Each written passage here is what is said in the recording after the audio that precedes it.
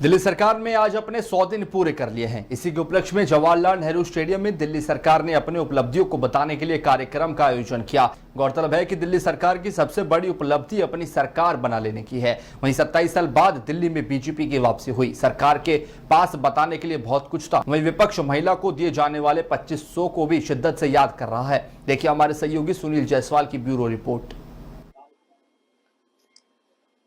निसंदेह दिल्ली सरकार का आज 100 दिन पूरा हो गया। दिल्ली सरकार को बताने के लिए सबसे बड़ी उपलब्धि अभी तक बनी हुई है। 27 साल बाद जो वनवास दिल्ली में समाप्त हुआ बीजेपी के लिए और सरकार बना लेना सबसे बड़ी उपलब्धि है। दूसरी उपलब्धि आयुष्मान योजना, जिस तरह से पिछली सरकार टाल मटोल करती रही, पैन इंडिया में आयुष्मान योजना को लेकर जिस तरह से बहस चली और दिल्ली अछूती रही, उस दिल्ली को आयुष्मान योजना लागू कर मुख्य धारा में लाया गया। और स्वास्थ्य के लिए बड़ी चुनौती थी दिल्ली के लिए आयुष्मान योजना, और जिस तरह से नई सरकार ने आयुष्मान योजना को लागू कर ये संकेत दिया कि वो लोगों की बेहतरी के लिए कोई भी निर्णय लेने में देरी नहीं करेगी। उसी तरह दूसरी सबसे बड़ी उपलब्धि पानी और टैंकर माफिया से जो मुक्ति दिलाई गई दिल्ली में, वो भी दिलचस्प रहा। जिस तरह से पानी को लेकर रोज बवाल मचता था, उस तरह से देखा जा सकता है कि दिल्ली में जो नई सरकार है उसको बताने के लिए 100 दिन जो पूरा कर रही है, निसंदेह 101 दिन भी होगा और 5 साल इसी तरह सरकार को काम भी करना होगा। और वहीं विपक्ष 2500 रुपया को शायद आज याद करे कि जिस तरह से प्रधानमंत्री ने अंतर्राष्ट्रीय महिला दिवस की पर पहली किस्त देने की बात कही थी, उसको भी ये शायद विपक्ष याद करेगा। पब्लिक एशिया के लिए सुनील जायसवाल, दिल्ली।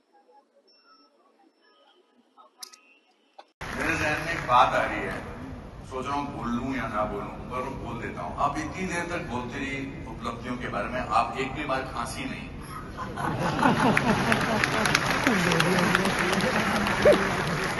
दिल्ली वालों को खांसी सुनने की आदत पड़ गई है।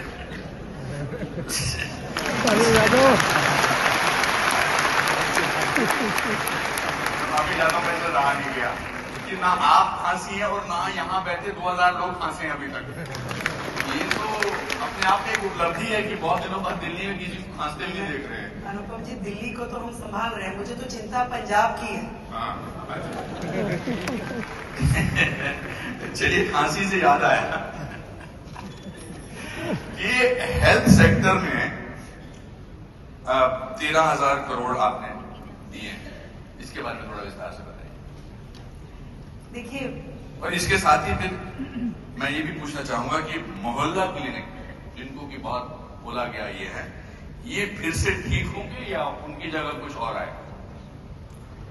दिल्ली जो देश की राजधानी है, मैं इसीलिए बार बार इस शब्द का इस्तेमाल कर रही हूँ कि सच में बाकी राज्यों से दिल्ली अलग कैसे है, क्यों यहाँ और ज्यादा अधिक ध्यान देने की जरूरत है। दिल्ली वालों को जो अधिकार था वो आज तक मिला ही नहीं उन्हें।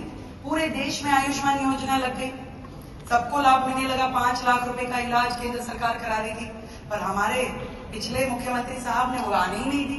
हमारी सरकार ने पहला दिन जब शपथ लेने के बाद हम सचिवालय में आके बैठे, पहली कैबिनेट में दिल्ली के लिए आयुष्मान योजना को लागू किया। और ना केवल 5 लाख रुपए, 5 लाख तो केंद्र दे रहा था, उस 5 लाख में हमने अपने 5 लाख दिल्ली सरकार की ओर से जोड़े और 10 लाख रुपए का इलाज आज आयुष्मान योजना के माध्यम से दिल्ली ले पा रही है, जिसका अधिकार और रजिस्ट्रेशन।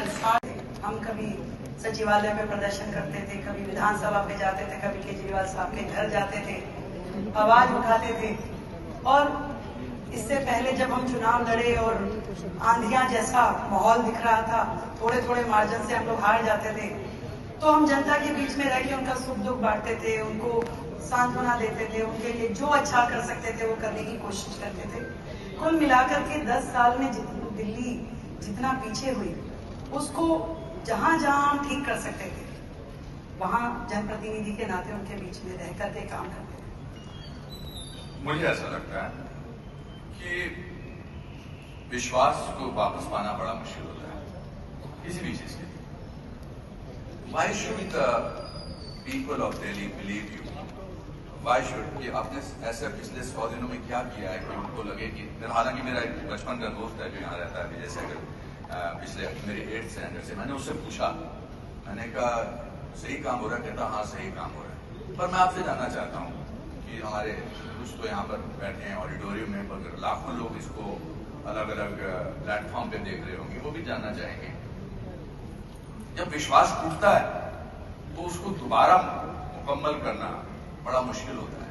हालांकि आपने मुद्दों पर जीता, तो why should the people of Delhi believe you and what has happened in these 100 days? आप ठीक कह रहे हैं अनुपम जी। जब रामलीला मैदान से एक आंदोलन शुरू हुआ तो हजारों लाखों लोग उससे जुड़े, हम भी जुड़े, बाकी लोग भी जुड़े। उन्हें लगा कि शायद कुछ ईमानदारी, मैं भी जुड़ा, कुछ आप भी जुड़े, और सबने ये सोच करके उस समूह का साथ दिया कि शायद दिल्ली में, देश में कुछ बेहतर होगा। वो लोग जो कहते थे हमें सत्ता का लालच नहीं, इतने लालची हो गए कि सत्ता के अलावा उन्हें कुछ दिखता नहीं था। एक राज्य की सत्ता मिली तो दूसरे की ओर दौड़ पड़े। और आप सही कह रहे हैं कि लोगों का एक विश्वास टूटा। इस 10 साल में लोगों को लगा कि जिस ईमानदारी को हम खोज रहे थे वो मिली नहीं। आज भी वहां भ्रष्टाचार के अड्डे बने हुए थे।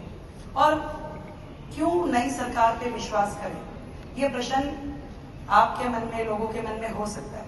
पर इस प्रश्न का उत्तर देने के लिए ही आज मैं, मेरा मंत्रिमंडल, हमारे विधायक, सभी जनप्रतिनिधि लगातार सड़कों पे लोगों के बीच में रह के काम करते हैं। आज हम वो लोग नहीं है जो शीश महल की अरबों रुपए की प्रॉपर्टी के बीच में घर बना के बैठ गए और लाखों रुपए के पर्दे हमने ढांप लिए और सामने टीवी पे केवल अपनी स्पॉन्सर्ड टीवी न्यूज देखते हैं। हम जाते हैं कड़ी धूप में, आंधी में, तूफान में, जाके वहां खड़े होते हैं, लोगों के बीच में महसूस करते हैं कि वो क्या फील करते हैं, उनकी समस्या क्या है, हमें काम क्या करना है। और एक एक क्षण जो इन 100 जो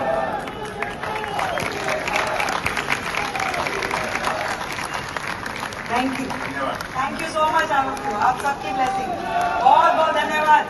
भारत माता की, भारत माता की।